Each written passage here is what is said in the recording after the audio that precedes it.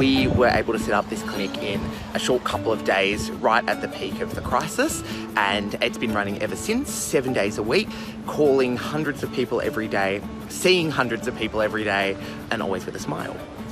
So, mask on with a visor. For Dr. Michael Krasovitsky, this has become a daily ritual. It's the new normal for the trainee oncologist who's found himself on the front line of Australia's fight against coronavirus. A blueberry, yes, but a safe blueberry, ready to see patients in the COVID clinic.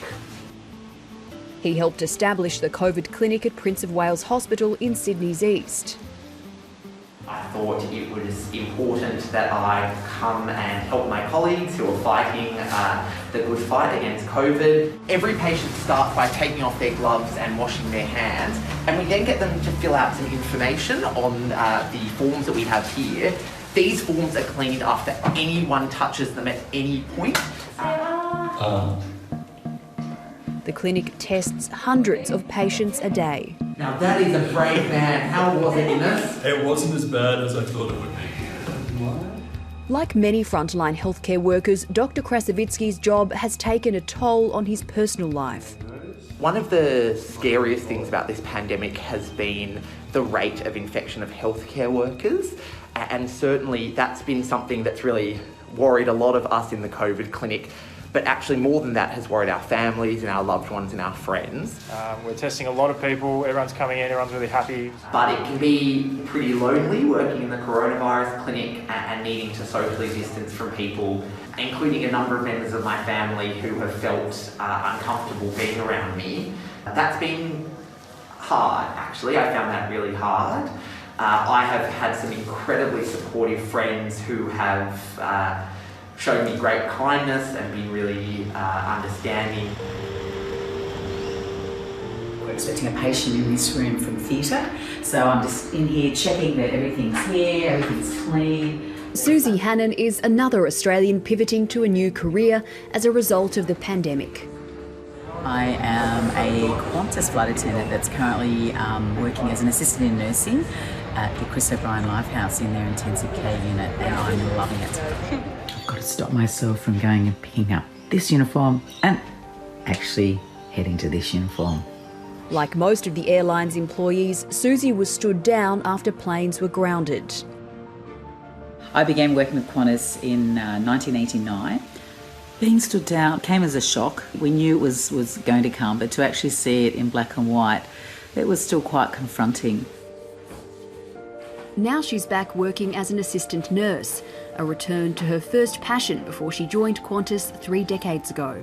Whether you're on a plane or in a hospital, I see both of them as people being out of their comfort zone. And I think if you are there with calm, knowledgeable, caring approach, it helps both patients and passengers.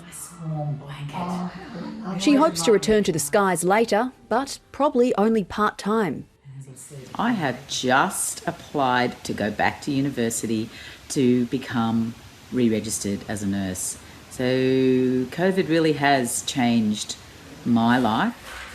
So wipe down with the alcohol. In a nearby ward, Shira Namir Beghi is preparing to test a patient for coronavirus. She trained as an optometrist before moving into business development at the Cancer Treatment Centre. We've had quite a lot of cancer in my family. I lost my older brother, to bowel cancer a few years back. Keep it that way and just look straight ahead. Now she's pivoting again. I was happy to put my hand up because it's really one small thing that I can do in a way to try and keep our hospital a clean hospital so that we can continue to allow patients to come in and get their surgeries, get their chemotherapy, get their radiation therapy. So our manager just told me to come in. That desire to help colleagues and fellow Australians is also a driving force for Dr. Michael Krasovitsky, who's feeling optimistic after his first 2 months on the front line of the pandemic.